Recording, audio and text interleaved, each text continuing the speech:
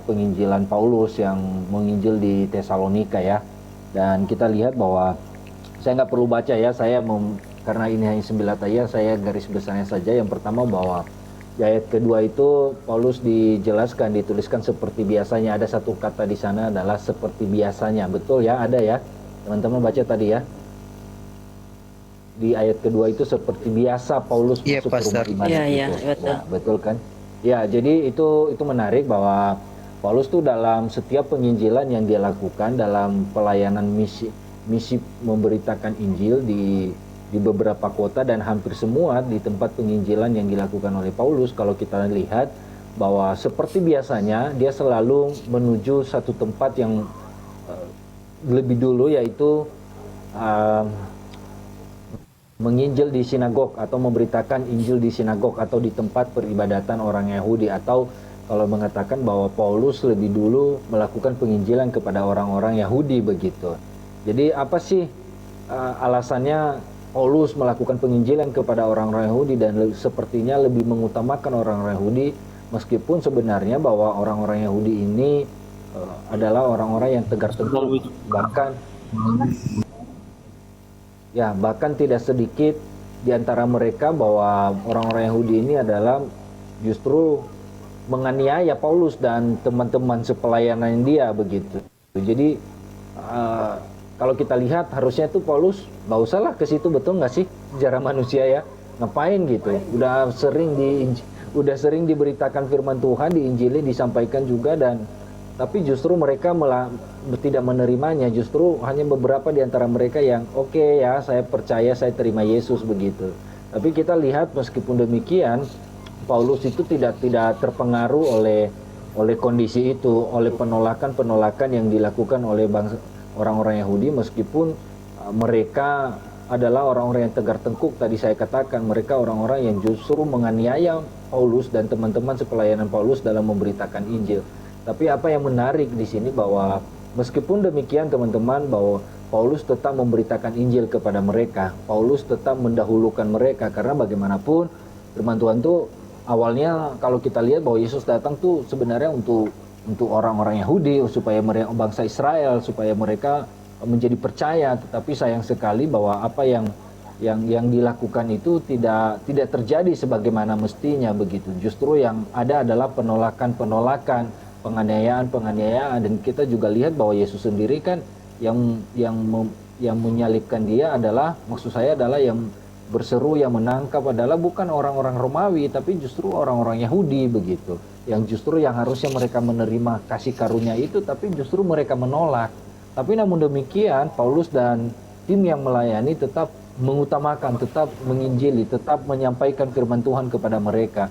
Jadi menurut manusia, sudut pandang manusia, bahwa mereka ini harusnya tidak layak untuk memberitakan Injil kepada mereka. Karena kenapa? Ya karena mereka terus menolak, dan bukan hanya sekali dua kali. Dan kalau kita lihat di kota-kota manapun Paulus berada, selalu orang-orang Yahudi menolak begitu. Hanya beberapa di antara mereka yang menjadi percaya. Dan ini terjadi lagi di pelayanan Paulus ini, bahwa di Tesalonika di ayat 1 dan 4 itu bagaimana kita lihat di sana, bagaimana penolakan dari bangsa atau orang Yahudi sendiri.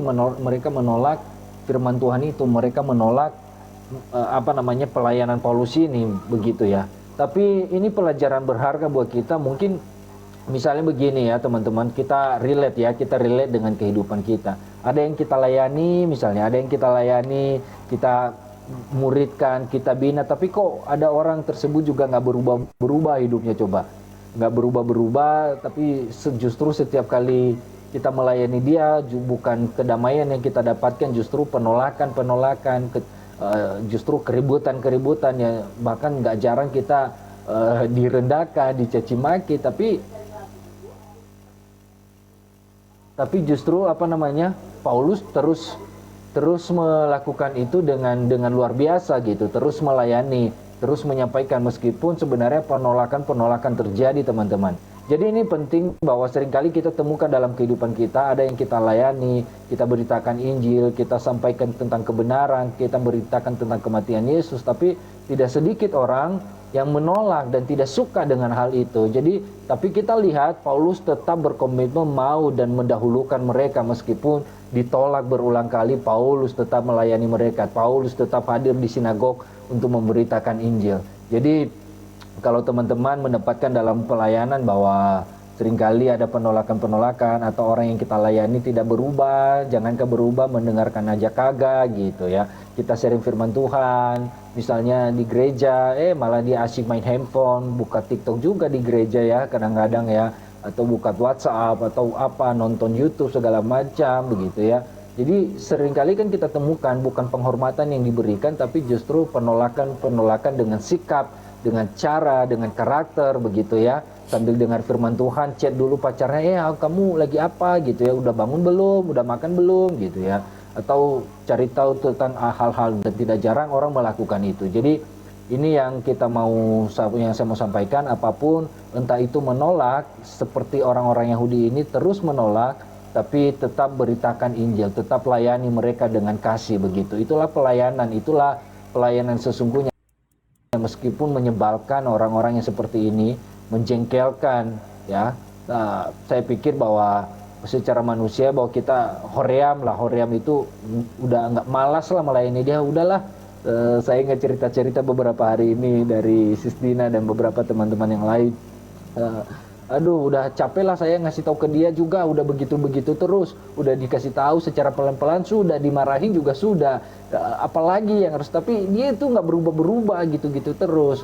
Ya memang melayani orang yang baik, yang menerima itu baik, itu hal yang biasa, tapi melayani orang yang menjengkelkan,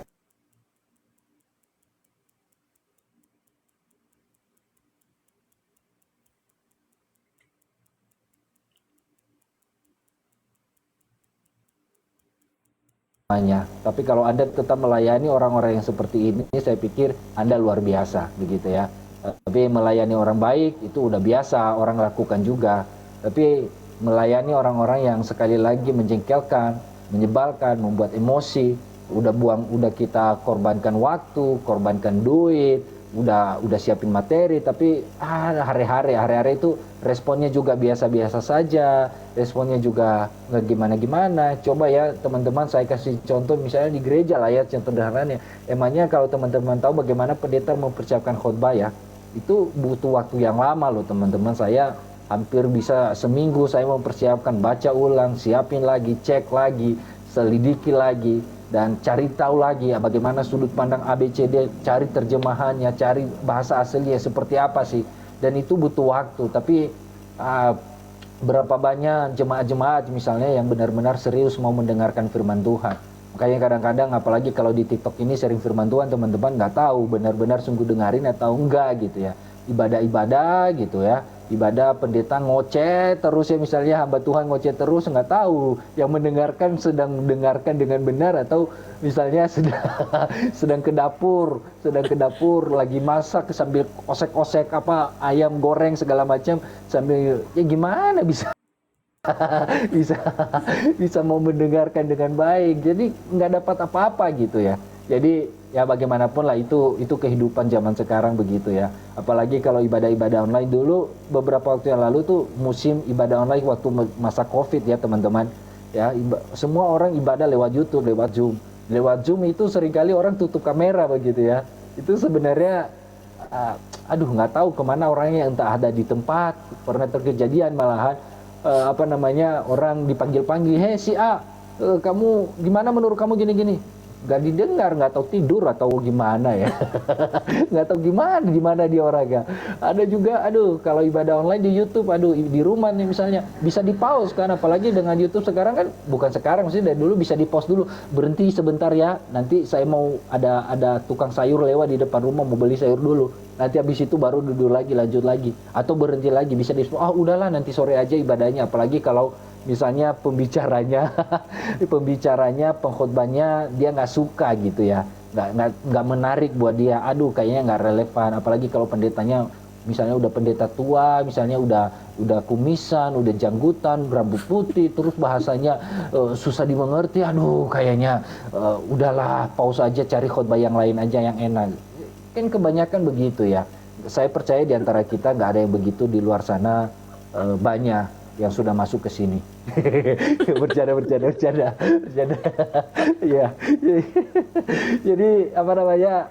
Itu tapi kita lihat Paulus, teman-teman, apapun itu, meskipun begitu, tapi dia tetap memberitakan Injil, dia tetap melayani mereka. Nah, kemudian dituliskan di situ bahwa 3 hari Sabat berturut-turut. Di ayat kedua ya, tadi dia mengatakan bahwa saya coba cek dulu bahwa seperti biasa Paulus masuk ke rumah ibadat 3 hari Sabat berturut-turut ya, membicarakan dengan mereka bagian-bagian kitab suci begitu ya. Jadi ini penting bahwa memberitakan Injil ini luar biasa banget, harus dilakukan oleh Paulus, dan itu 3 hari Sabat berturut-turut. Jadi itu bukan waktu yang singkat, tapi Paulus selama 3 hari itu dia terus memberitakan Injil. Nah, teman-teman, ada beberapa hal yang harus dipahami dalam memberitakan tentang Injil, tentang firman Tuhan. Ada beberapa hal yang mungkin teman-teman perlu catat atau perlu ingat, bahwa yang pertama, dalam pemberitaan Injil, dalam pemberitaan firman Tuhan harus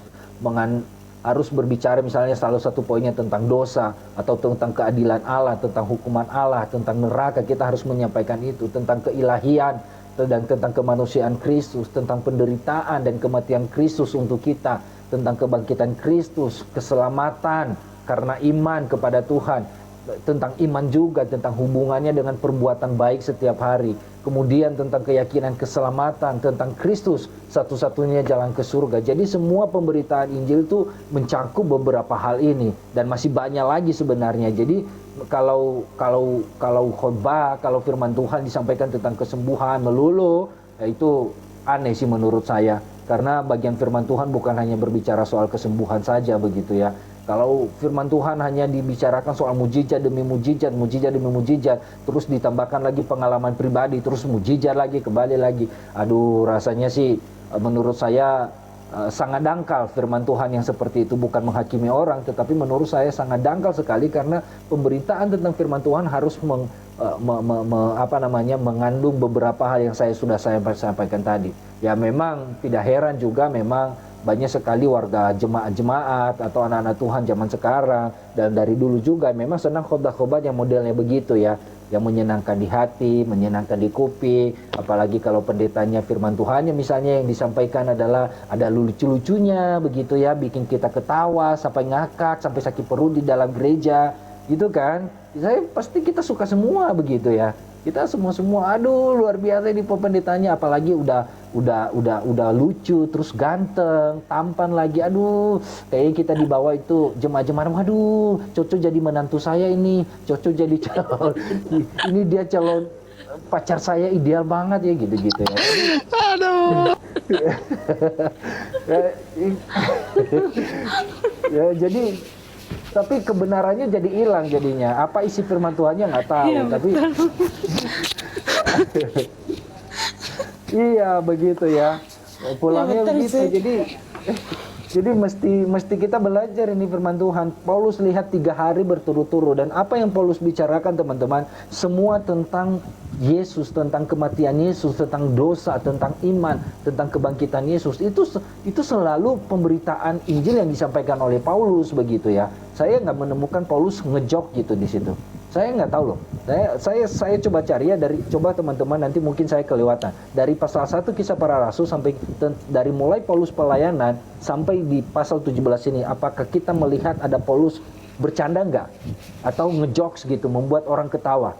Justru sebaliknya gitu loh, bikin orang marah justru khotbah-khotbah Paulus tuh. Aneh gitu. Karena memang isinya pengajaran, isinya tentang kematian Yesus, tentang kemurnian iman, tentang pengampunan dosa, tentang keselamatan, dan itu terus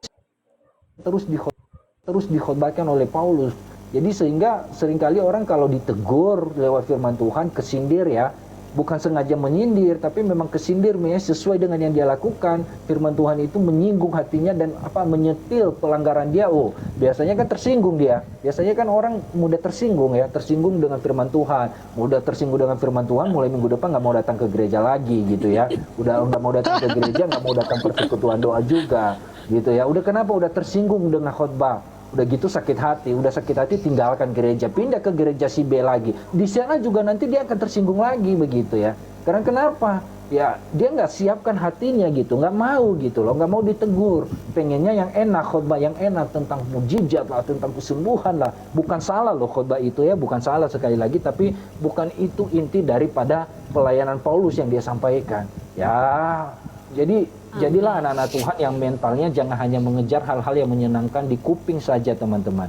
Jadi makanya buat kita yang sering pelayanan, Bro Berkat atau teman-teman yang lain yang sering memberitakan Injil, yang sering khotbah, ya, jangan hanya khotbah tentang yang enak-enak saja, tentang dosa, tentang keselamatan, tentang penembusan Kristus, tentang kematian Kristus bagi kehidupan orang. Jangan jangan sering mengkhotbahkan hal yang enak ya, teman-teman ya. Oke ya, itu saja mungkin dari saya.